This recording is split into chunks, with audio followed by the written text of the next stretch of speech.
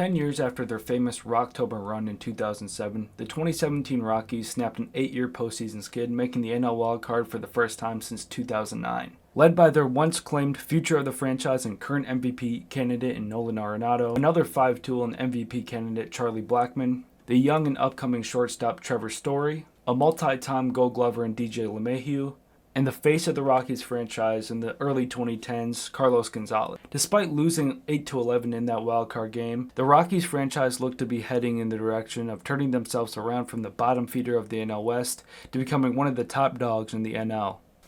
Heading into 2018, the Rockies were looking to compete very heavily and maybe even take the NL West for the first time in franchise history. The Padres and Giants were both not expected to be threats in the 2018 season, both coming off 90-loss seasons the year prior. The Diamondbacks were coming off a surprising 93-win season in 2017, beating the Rockies in the wildcard game, and looked to run it back in the postseason in 2018. And the Dodgers, being the Dodgers, were the juggernauts of the NL West, looking to win the division for the fifth straight season. The Rockies had a quiet but productive offseason, bringing in veteran free agents. Former Rocky Chris Iannetta would reunite with the squad. Reliable relief pitcher Brian Shaw would join on a one-year deal, and two-time All-Star and World Series champ Wade Davis looked to help bolster their bullpen. A team full of young talent mixed with veterans, the Rockies had a bright future while looking to contend in 2018. Guys like Brendan Rodgers, Ryan McMahon, and Garrett Hampson all ranked in the top 10 in the organization's farm system, while Trevor Story, German Marquez, Kyle Freeland, and John Gray were making their mark on the Major League squad. The Rockies started off 2018 average, finishing 15-15 in April. Someone who did not have an average month was Charlie Blackmon, who belted 9 home runs in April alone, leading the MLB. He would also slug .594 and tally a total of 57 bases. The Rockies would eventually pick things back up in May and lead the NL West by the end of the month, led by Nolan Arenado, who was literally playing on rookie mode on both sides of the ball. June was a rough month for the Rockies as they would finish the end of the month at 41-42 and a game under 500, but July is where things really started to get hot for the Rockies. Matter of fact, they got so hot that even German Marquez had to add himself to the mix with a home run.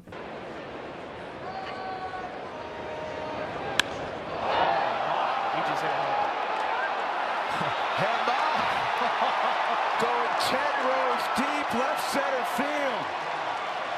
Trevor Story would end the first half of the season with a walk-off home run against Seattle, and the Rockies' big three would represent well in that All-Star game in 2018, with Charlie Blackmon, Arenado, and Trevor Story all making the All-Star game. They would finish July 17-6, going 12-2 in a 2-week span. July was also a hot month for the Dodgers, who would eventually take the lead in the NL West, followed by the second-place Diamondbacks, who were coming off a scorching hot June. Matt Holliday would also reunite with the Rockies towards the end of July, signing a minor league contract on the 28th. He would eventually join the Major League squad in August. The Rockies would finish at .500, going 14-14. Ryan McMahon would belt his first career walk-off home run, hitting a 3-run home run versus the Dodgers, bringing them within 2 games of first place. And Matt Holliday would finally make his Major League return to the Rockies on August 23rd, and 2 days later, he would do this. High drive, deep left, take a good look. You won't see it for long. Big Daddy has done it.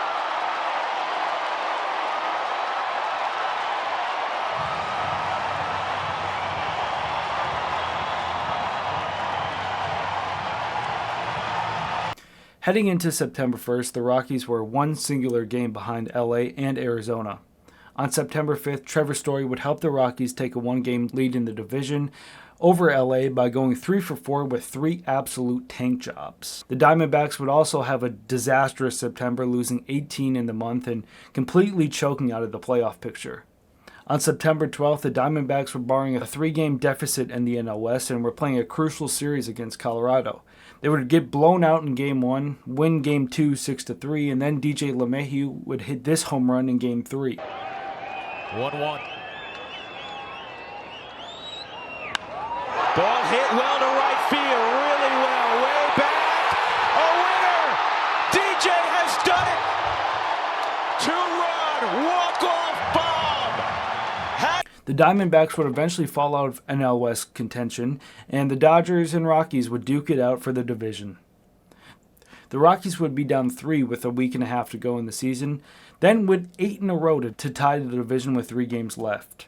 Going into the last series of the season, the Dodgers would have a series against the NL West rivals, San Francisco Giants, while the Rockies would play a slightly above 500 Nationals team. The Rockies would get absolutely mollywopped in Game 1, losing 12-2, and then doing the same thing to Washington in Game 2 with a Charlie Blackmon cycle. The Dodgers and Rockies would go into Game 162 tied for first place, both with 90 wins apiece. German Marquez would take the bump in Game 163, facing Dodgers rookie Walker Buehler. Marquez would pitch a solid 3 innings until he gave up a 2-run shot to Cody Bellinger and Max Muncy. The offense was quiet until the 9th inning, which wouldn't be enough to spark a rally, and the Dodgers would beat Colorado 5-2. With the loss, the Rockies would face the Cubs, who also came off a loss in Game 163. The Rockies would get ahead early from a Nolan Arenado sac fly after a double by DJ LeMahieu in the first. Cy Young candidate Kyle Freeland, yes, you heard that right, took the ball in the wildcard game. He goes 6 2/3, only giving up 4 hits and no runs, and a total of 5 pitchers would come out of the bullpen for Colorado. The only run being a double from Javier Baez off of Adam Ottavino. This game would go into extras tied at 1-1 and would stay that way until the top of the 13th when unlikely hero Tony Walters hit a game-winning go-ahead single with 2 outs. Scott Oberg would finish the Cubs off 3 up, 3 down in the bottom of the inning to secure a spot in the NLDS. Their opponent? Milwaukee Brewers. When it comes to this series, there just isn't much to talk about. Other than a close Game 1 which was walked off by Mike Moustakas and the Brewers just simply dominated this series. They were the better team, and it showed. But the Rockies' future was bright, and they have plenty of playoff appearances after this, right? Wait, this is the last Rockies playoff appearance as of 2025? Huh? 2019, the Rockies look to compete again in the NL, and more importantly, the NL West. The Rockies signed all-star third baseman Nolan Arenado to a huge 8-year, $260 million contract, solidifying their third baseman for the next near decade. They extended manager Bud Black on a 3-year deal and would bring in veteran free agent and 2015 postseason hero Daniel Murphy, who would be replacing DJ LeMahieu, who left for New York. They would also bring back former power-hitting first baseman Mark Reynolds on a minor league deal. Problems would arise quickly for the 2019 Rockies. Their offense was just flat-out bland. Then the issues started to arise with the pitching, which, long story short, was the 2019 Rockies summarized. Their pitching sucked. Kyle Freeland, who finished 3rd in Cy Young voting the previous season, had an ERA at 6.73.